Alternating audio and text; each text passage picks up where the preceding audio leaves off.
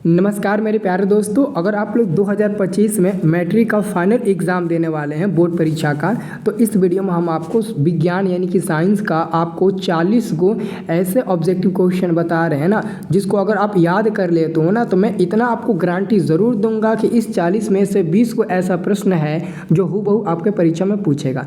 तो आप अच्छे से याद कर लेना, क्योंकि ये 100% टकराने वाला आपके एग्जाम में ऑब्जेक्टिव क्वेश्चन है। ठीक है, तो मैं वीडियो स्टार्ट करता हूँ। आप लोग अच्छे से देखकर सारे ऑब्जेक्टिव क्वेश्चन को याद कर लीजिए। ठीक है, पहला नंबर आपका क्वेश्चन है, विद्युत धारा उत्पन्न करने की युक्ति को कहते हैं। विद्युत धारा उत्पन्न करने की युक्ति को जनित्र कहते हैं। तो पहला पर आप लोग टिक लगा देना, ऑप्शन नंबर ए जनित्र हो जाएगा। ठीक है ना, ये क्वेश्चन पूछेगा पक्का 100% ये क्वेश्चन पूछेगा, और आप लोग इसका आंसर यही टिक लगाना, जनित्र। ओके, अगला हमारा क्वेश्चन है, ऊर्जा का एसआई मात्रक। ऊर्जा का एसआई मात्रक क्या होता है? जूल होता है ना, तो आंसर आप टिक लगा देना जूल पर। जूल कहीं भी दिया है, आप इंग्लिश में भी पढ़ लेना, इंग्लिश वाले ऑप्शन में भी देख लेना, JOULE, यही आपका जूल का मतलब ना, यही जूल का स्पेलिंग होता है। तो ऊर्जा का सही मात्रक जूल होता है, इसे आप लोग याद रखना। ठीक है, अब देखिए अगला क्वेश्चन है, निम्न में किसका अर्थ जल होता है? तो हाइड्रो का अर्थ होता है जल, ये डी नंबर वाला सही उत्तर हो जाएगा, आप इसका आंसर याद रखना।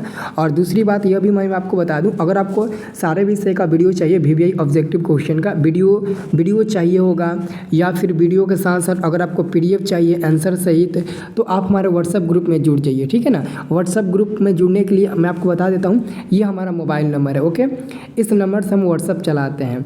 आप इस नंबर को सेव करके हमारे व्हाट्सएप पर बस SMS कर देना हाय लिखकर। जैसे ही आप हमारे व्हाट्सएप पर हाय लिखकर SMS करेंगे ना, तो फटाक से आपके ग्रुप में ना, आपके नंबर पर ना हमारे ग्रुप का लिंक जाएगा। ठीक है ना, उस लिंक पर क्लिक करके आप ना फटाक से ग्रुप ज्वाइन कर लीजिएगा। तो केवल हाय हेलो लिखकर भेजिए, इस नंबर पर आपको ग्रुप का लिंक मिल जाएगा, और उस पर आप क्लिक करके ग्रुप ज्वाइन कर लेना। अगला क्वेश्चन है, निर्वात में प्रकाश की चाल क्या होती है? निर्वात में प्रकाश की चाल 3 × 10⁸ मीटर पर सेकेंड होती है। आंसर आपका ए नंबर सही हो जाएगा।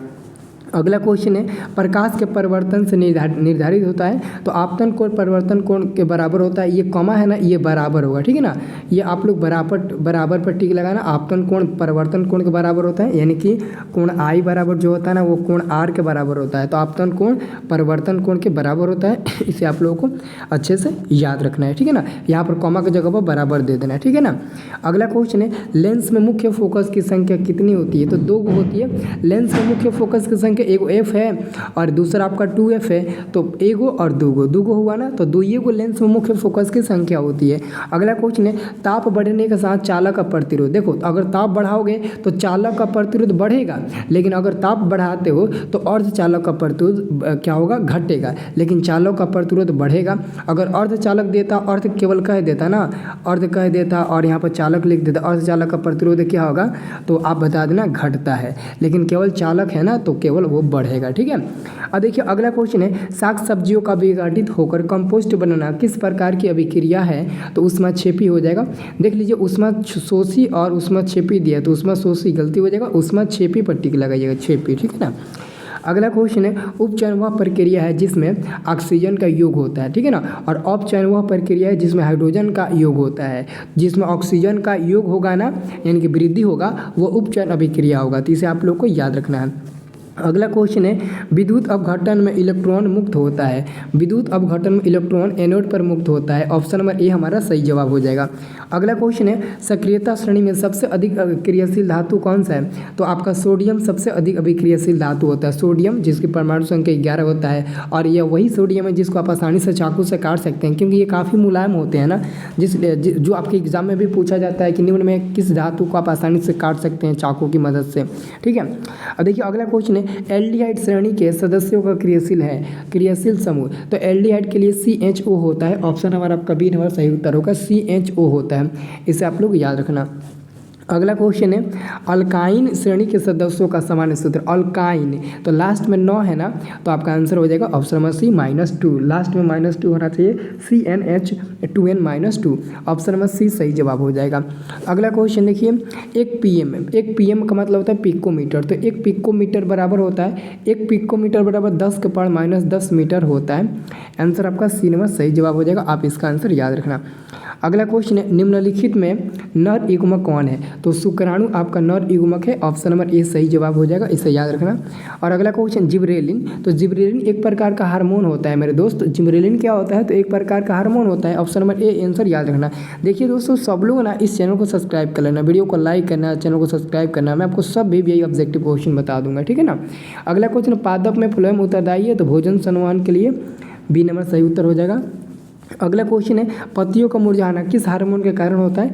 एब्सिसिक अम्ल के कारण होता है। पत्तियों का मुरझाना एब्सिसिक अम्ल का कारण होता है। अगला क्वेश्चन है, दो तंत्रिका कोशिका के मध्य खाली स्थान को कहते हैं? तो सिनेप्स कहते हैं, ऑप्शन नंबर आपका बी नंबर सही जवाब हो जाएगा। अगला क्वेश्चन, अलिंगी जनन मुकुलम द्वारा होता है? तो ईस्ट में होता है, ईस्ट या फिर हाइड्रा में होता है। तो हाइड्रा ईस्ट दोनों में से कोई भी आप आंसर टिक लगा सकते हो, जो होगा आप उस पर टिक लगाइएगा। अगला क्वेश्चन है, प्रकाश तरंग का उदाहरण है? तो प्रकाश तरंग का उदाहरण होगा विद्युत चुम्बकीय तरंग, यानी कि इलेक्ट्रिक मैग्नेटिक वेव, क्योंकि जो प्रकाश तरंग होता है ना, यानी कि जो आपका लाइट्स वेव होता है ना, वो एक प्रकार का इलेक्ट्रो मैग्नेटिक वेव्स होता है, ठीक है ना। तो आंसर याद रखना, बी नंबर सही उत्तर हो जाएगा। अगला क्वेश्चन, एक उत्तल लेंस की फोकस दूरी 20 सेंटीमीटर है, तो इसकी क्षमता क्या होगी? देखिए, फोकस दूरी यानी कि पी लेंस की क्षमता पी बराबर 1/f होता है। तो 1/f का मान आपका 20 दिया है, और इसको डायप्टर में चेंज करने के लिए आपको 100 से गुना करना पड़ेगा। तो 20 × 5 = 100, 5 बार में कट जाएगा। तो p बराबर आपका 5 डायप्टर प्लस में मिलेगा, क्योंकि उत्तल लेंस है तो प्लस में 5 होगा, जो आंसर आपका डी नंबर होगा। इनमें से कोई नहीं। देखो, बहुत लोग 5 आए हैं ना, तो बहुत लोग इसका आंसर -5 पर भी टिक लगा दें, क्योंकि सोचेंगे 5 नहीं है तो -5 है तो ज़रूर वही होगा। लेकिन कोई ये समझदारी नहीं करता है ना कि ये उत्तल लेंस है, और उत्तल लेंस की फोकस दूरी माइनस में कभी होते ही नहीं है, ठीक है ना। इसलिए इसका आंसर डी नंबर टिक लगाना। अगर ऑप्शन में प्लस में 5D दिया रहता ना, अगर ऑप्शन में आपको प्लस में 5D दिया रहता तब आप टिक लगा सकते थे, लेकिन ऐसे आप टिक नहीं लगा सकते हैं। अगला क्वेश्चन, 1 किलोवाट घंटा, 1 किलोवाट घंटा, 1 किलोवाट पर घंटा, 1 किलोवाट घंटा पता है कितने के बराबर होता है? 1 यूनिट के बराबर होता है, 1 यूनिट के बराबर होता है। तो आपका आंसर ए नंबर सही हो जाएगा। अगला क्वेश्चन है, धारा मापने में उपयोग होता है? किसका उपयोग होता है? एमीटर का। देखिए, धारा मापने में एमीटर का, और विभवांतर मापने में वोल्ट मीटर का उपयोग होता है। और अगला क्वेश्चन है, निम्नलिखित में से कौन सा पदार्थ लेंस बनाने के लिए प्रयुक्त नहीं किया जा सकता है? तो आपका हो जाएगा मिट्टी हो गया, प्लास्टिक नहीं होगा, मिट्टी हो गया, पीतल हो गया, इस सब का उपयोग नहीं करते हैं, ठीक है ना। अगला क्वेश्चन, एक HP मतलब अश्वशक्ति का मतलब होता है हॉर्स पावर। तो 1 HP बराबर आपका 746 वाट होता है। इसे आप लोगों को याद रखना है, बी नंबर आपका सही जवाब हो जाएगा, ठीक है ना।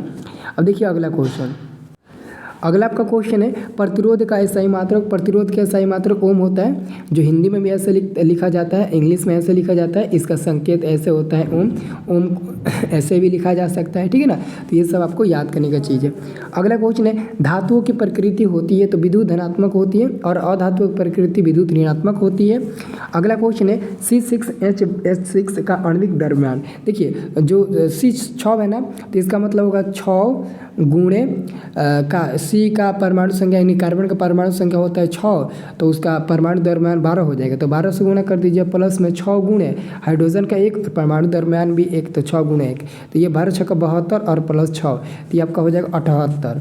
तो 78 आपका आंसर सी नंबर मिल जाएगा। और अगला क्वेश्चन है, ग्रेफाइट होता है? तो ग्रेफाइट विद्युत का सुचालक होता है। आंसर आपका बी नंबर सही हो जाएगा, इसे याद रखना।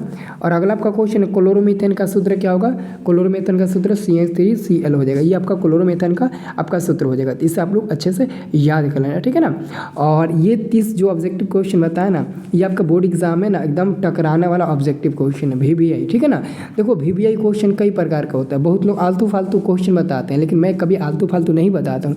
ये अगर एक भी क्वेश्चन आपको लगेगा ना आलतू फालतू है, तो मेरे चैनल को अनसब्सक्राइब करके चले जाना, क्योंकि मेरे मित्रों, मैं जितना बोलता हूँ ना, उससे दुगुना आपके बोर्ड एग्जाम में पूछता है, ठीक है ना। इसलिए आप मेरी बातों को ज़रूर मानिएगा। ऐसा नहीं है कि मैंने आपका 2 घंटा टाइम बर्बाद किया, मात्र 10 मिनट टाइम लिया और आपको कुछ बता दिया, ठीक है ना। तो उम्मीद करते हैं ये वीडियो आपको बहुत पसंद आया होगा। तो लाइक करना, कमेंट करना, चैनल को भी सब्सक्राइब कर लेना, ठीक है।